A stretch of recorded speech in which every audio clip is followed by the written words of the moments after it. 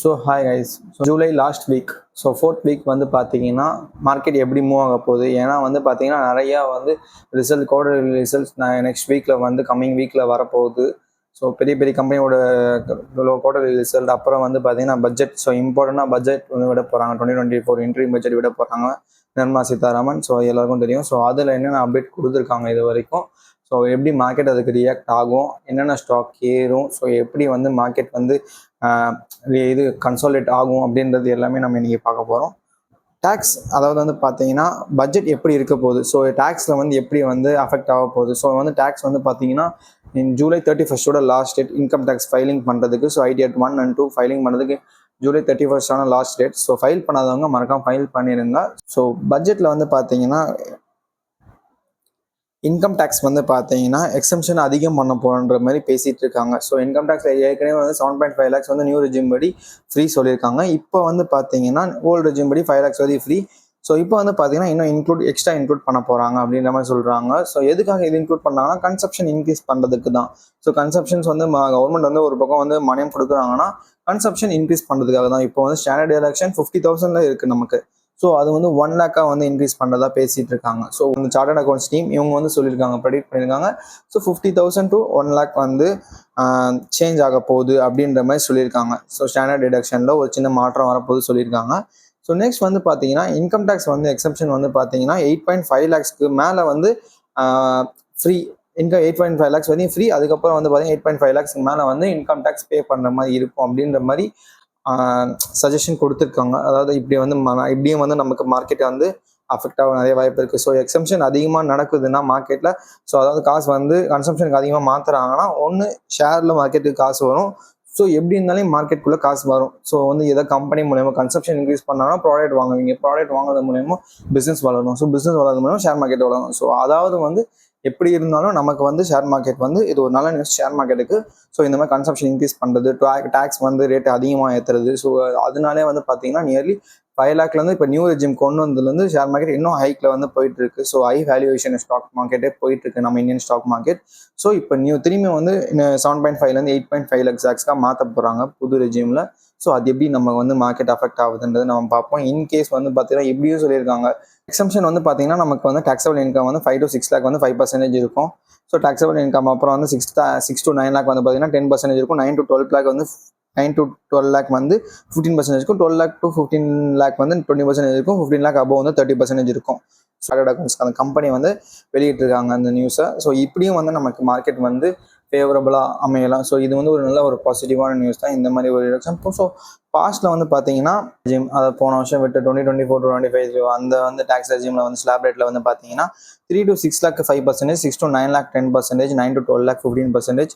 So 12 lakh to 15 lakh 20%, 15 lakh above வந்து 30% இருந்தது. But ஆனால் இப்போ வந்து பார்த்தீங்கன்னா கொஞ்சம் வந்து இன்க்ரீஸ் பண்ண போகிறேன் அப்படின்ற மாதிரி பேசியிருக்காங்க. ஸோ அதாவது வந்து பார்த்தீங்கன்னா 3 to 6 lakh வந்து 5% கொடுத்துருக்காங்க இவங்க. ஸோ பட் ஆனால் இந்த வாட்டி வந்து பார்த்தீங்கன்னா 3 to 6 lakh வந்து 5% இருக்கும். ஸோ 3 lakh வந்து மைனஸ் பண்ணிட்டாங்க. அதாவது ஸோ 5லேருந்து ஆரம்பிக்கிறாங்க டேக்ஸ் எல்லாமே ஸ்லாப் ரேட்டை. ஸோ கன்சம்ஷன் இன்க்ரீஸ் பண்ணுறதுக்காக. ஸோ இது மெயினாக அதிகமாக மார்க்கெட் நடக்கலாம். ஸோ அதனால் பேங்க்கு, so FMCG, so consumer product பொருள் எல்லாமே வந்து இன்க்ரீஸ் ஆகிறதுக்கான வாய்ப்பு நிறையவே இருக்குது. ஸோ அதில் வந்து நம்ம எல்லாமே வாட்ச் பண்ணுவோம். வந்து எஸ்டிடியில் வந்து கை வைக்க மாட்டேன் அப்படின்ற மாதிரி சொல்கிறாங்க. அதாவது long term capital gains, short term capital gains வந்து 10% லாங் டேர்முக்கு, ஷார்ட் டேர்முக்கு வந்து 15%. ஸோ இது வந்து எப்பவுமே ஃபிக்ஸடாக இருக்கும் அப்படின்ற மாதிரி பேசிகிட்டு இருக்காங்க. ஸோ அது வந்து இவங்க தான் சொல்லியிருக்காங்க. இந்த ஷர்தாண்டோ அந்த கம்பெனியே வந்து சொல்லியிருக்காங்க, அந்த ஆடிட்டர் ஃபார்மே சொல்லியிருக்காங்க. பட் ஆனால் வந்து பார்த்தீங்கன்னா maybe futures and options, so அதில் வந்து பார்த்தீங்கன்னா எஸ்டிடியை வந்து டபுள் பண்ணலாம் அப்படின்ற மாதிரி சொல்லியிருக்காங்க. ஸோ இந்த டிரான்சாக்ஷன் செக்யூரிட்டி டிரான்சாக்ஷன் டேக்ஸ் அதான் எஸ்டிடி. ஸோ அந்த டிரான்சாக்ஷன் ஃபீஸை வந்து டபுள் பண்ணலாம் எஃப்என்டோவில் மட்டும்.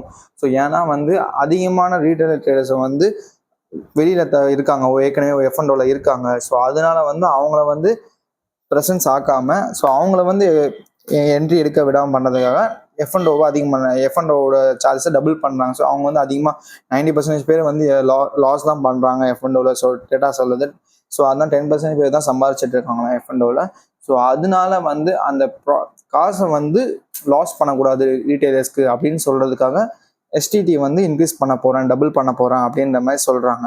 So retailer trader but 15% short term long டேர்ம்ல வந்து எதனா வந்து சேஞ்சஸ் பண்ணாங்கன்னா டேக்ஸில் வந்து அது மார்க்கெட் ரொம்ப இம்பாக்ட் பண்ணும் லாங் டர்ம் ஷார்ட் டர்ம் கெயின்ஸ்லையும்.